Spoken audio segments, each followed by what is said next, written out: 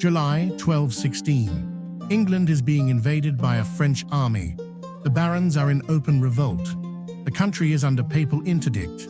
The treasury is empty, and the King of England, John Lackland, is dying of dysentery after losing the crown jewels in a mudflat. John dies in October 1216, hated by everyone, leaving England in the worst crisis since the Norman conquest. His heir, a 9-year-old boy named Henry. Henry III will reign for 56 years, longer than any English monarch before him. He'll rebuild royal authority, construct Westminster Abbey, reform government, and leave a lasting architectural legacy. But he'll also lose a civil war to his own barons, get captured in battle by his brother-in-law, watch his kingdom nearly collapse twice, and become so obsessed with a dead saint that he'll bankrupt England trying to build the perfect shrine. This is the story of Henry III, the longest reigning medieval English king, who somehow survived every disaster through a combination of luck, stubbornness, and the fact that everyone else kept dying at convenient moments. He's not crazy in the sense of being insane.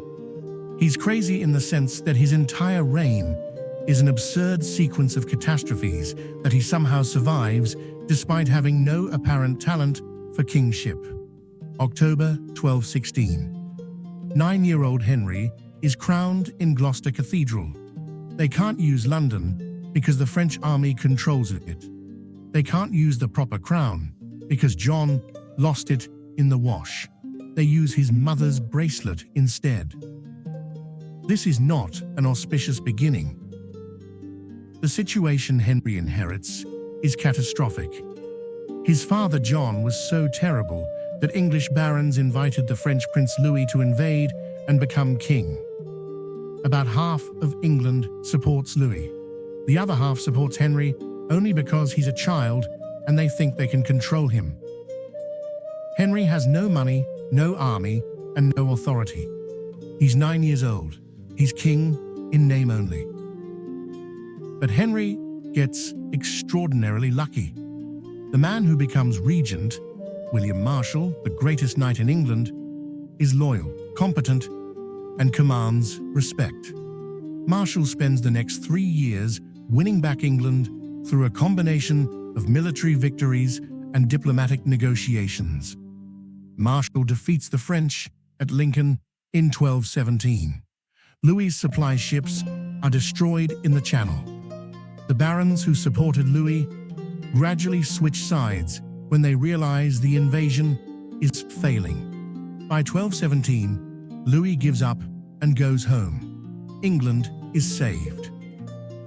Marshal dies in 1219, and for the next decade, England is governed by Hubert de Burgh, another capable administrator. De Burgh consolidates royal authority, manages finances, and generally runs the kingdom while Henry grows up.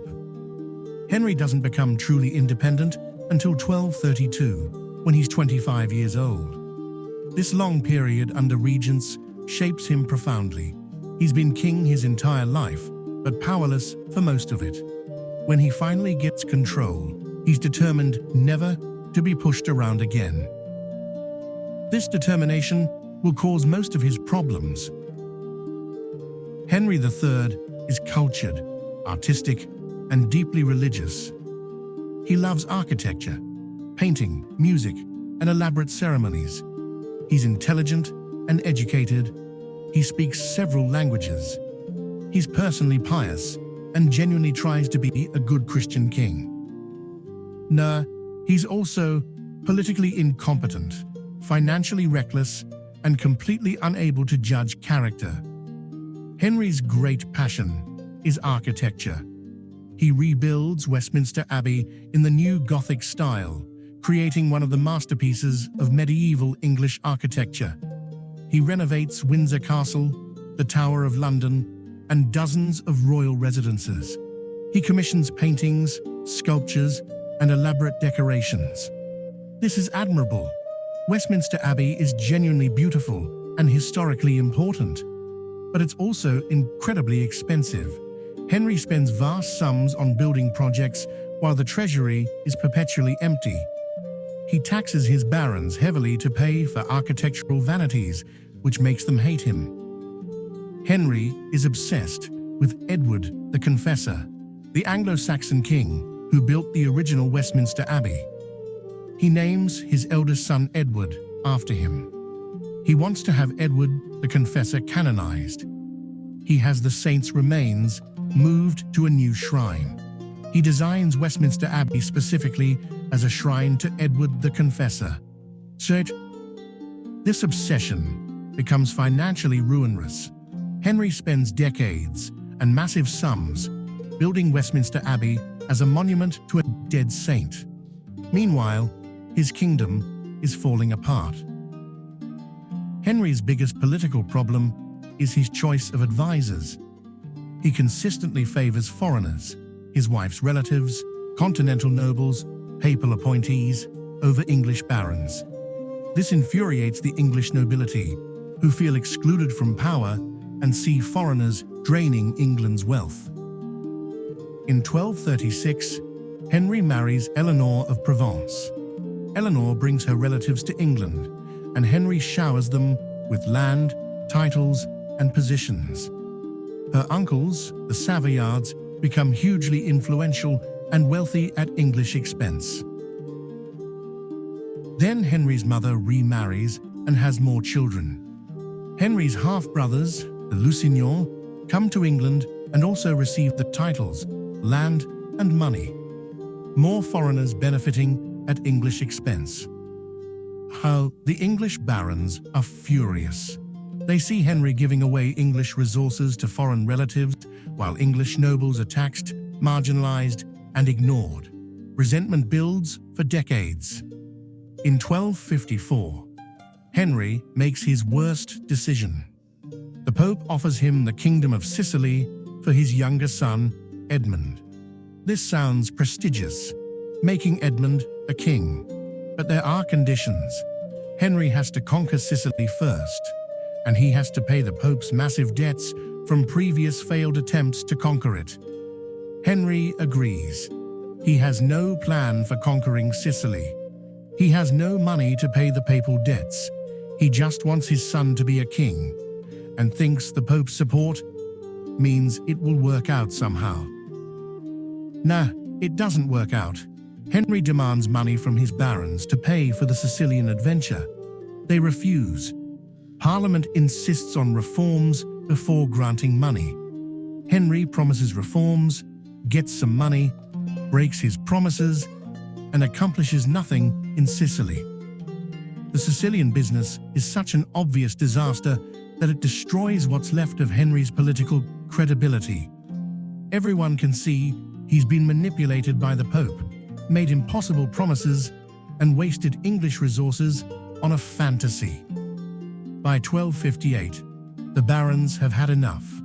They're led by Simon de Montfort, Henry's brother-in-law, married to Henry's sister. De Montfort is French by birth, but has become champion of English baronial rights. The barons present Henry with the provisions of Oxford, a reform program that essentially puts the kingdom under baronial control. Henry has to accept a council of barons who control government appointments, finances, and policy.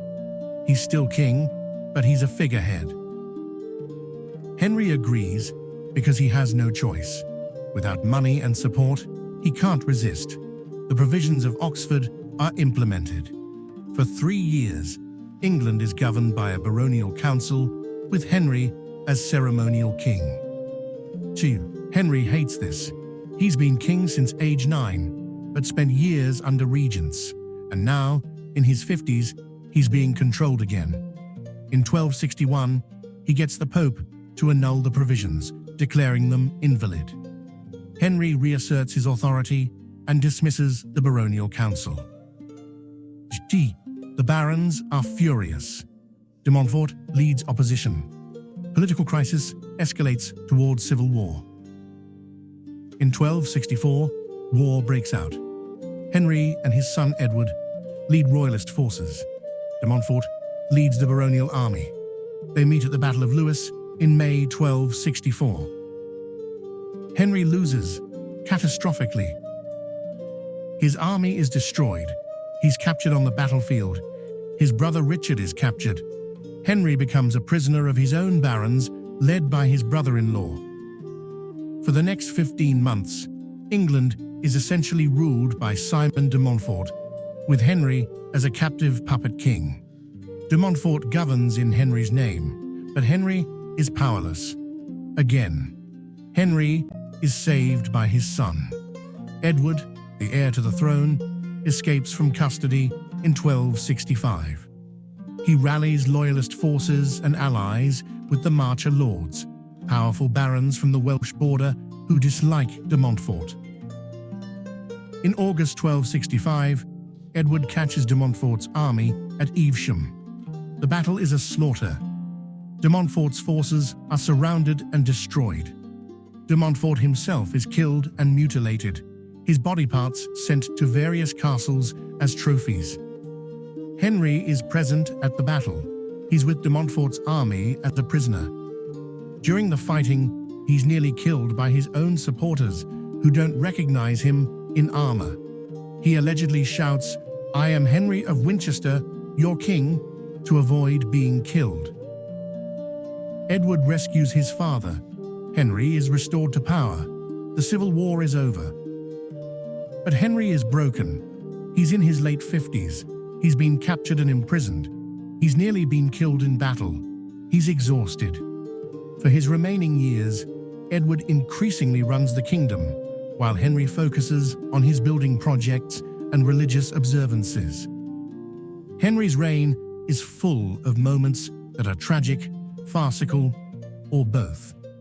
In 1238, barons opposed to Henry's policies plot to kidnap him. The plan is discovered. Henry flees to the Tower of London for safety, but the tower's defenses haven't been maintained properly, and Henry realizes that if rebels actually attacked, the tower might not hold. So Henry, terrified of being kidnapped, spends money he doesn't have, rapidly improving the Tower of London's fortifications while hiding inside them. The rebellion fizzles without the kidnapping happening. But Henry's panic leads to significant improvements in the tower's defenses. The King of France sends Henry a gift, an elephant. This is the first elephant in England since Roman times. Nobody knows what to do with it. Henry has a special house built for the elephant at the Tower of London. He assigns keepers who have no idea how to care for an elephant. The poor animal lives in England for about 2 years before dying, probably from cold, improper diet, or both. The elephant becomes somewhat famous in London. People come to see it, but it's a bizarre symbol of Henry's reign, an expensive, exotic gift that nobody knows how to maintain, that dies from mismanagement. Henry, chronically, needs money. One of his revenue sources is taxing England's Jewish community, who are under direct royal protection and subject to special taxes. In 1241, Henry demands a massive tallage, a special tax from Jewish communities. The sum is so large that many Jews are bankrupted paying it. When some can't pay, Henry imprisons them until family members raise the money. This is brutal, even by medieval standards. Henry is essentially extorting England's Jewish population to pay for his architectural projects and foreign adventures. It damages the communities financially and increases anti-Semitic tensions. Henry does this repeatedly throughout his reign, extracting crushing sum from Jewish communities who have no political power to resist. In 1236, the Thames floods spectacularly. Westminster Palace and Abbey are inundated. Henry has to flee by boat. Courtiers wade through waist-deep water trying to save documents and valuables. Henry, having just nearly drowned in his own palace, uses this as an opportunity to completely rebuild and expand Westminster Palace, spending enormous sums that he doesn't have, while his barons are demanding he reduce spending. Henry campaigns in Wales multiple times, trying to assert English authority over Welsh princes. He achieves essentially nothing. He marches armies into Wales, besieges castles, extracts temporary submission from Welsh rulers, then goes home. The Welsh immediately stop paying tribute and resume independence. Henry marches back. The cycle repeats. He wastes enormous resources on Welsh campaigns that accomplish nothing permanent. His son Edward will later actually conquer Wales, but Henry's attempts are expensive failures that drain the treasury and achieve no lasting results. The remarkable thing about Henry III isn't what he accomplished, it's that he survived 56 years as king despite being terrible at kingship. Henry's enemies kept dying at convenient moments. Simon de Montfort is killed at Evesham, just when he's consolidated power. Other baronial leaders die in battle or of illness. Rival claimants never materialize because potential challengers die young. His son Edward is healthy, capable, and loyal, ensuring succession is never in question. Henry survives partly because nobody else lives long enough to replace him consistently. Edward saves Henry twice, once by escaping and winning at Evesham, and then by gradually taking over government in Henry's final years. Without Edward's military and political competence, Henry's reign would have ended far worse. Edward is everything Henry isn't: militarily skilled, politically shrewd, personally imposing. Edward is the king. Henry wishes he were, and Edward's loyalty means Henry can fumble his way through crises, knowing his son will clean up the mess. Henry's opponents never stayed united long enough to depose him. English barons fought among themselves as much as they fought Henry. Regional rivalries, personal feuds, and competing ambitions meant baronial opposition to Henry kept fracturing. De Montfort united opposition briefly, but after his death, no one else could hold the coalition together. Henry survived partly because his enemies couldn't cooperate. Despite Henry's personal incompetence, English royal government was becoming more institutionalized. Bureaucracies, courts, revenue collection, these operated regardless of the king's personal abilities. Henry couldn't destroy the system even when he tried.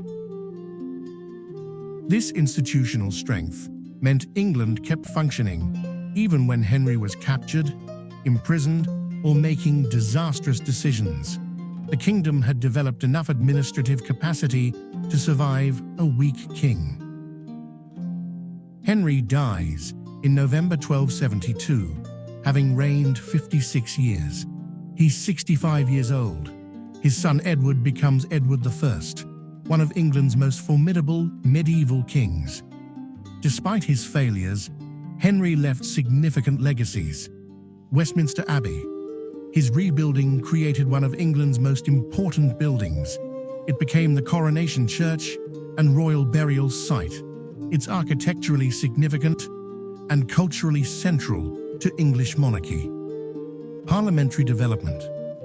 Henry's financial problems forced him to repeatedly negotiate with barons in Parliament. These negotiations helped establish Parliament as a permanent institution. Henry didn't intend this, he just needed money, but the precedent stuck. Legal development. English common law continued developing during Henry's reign. Royal courts expanded.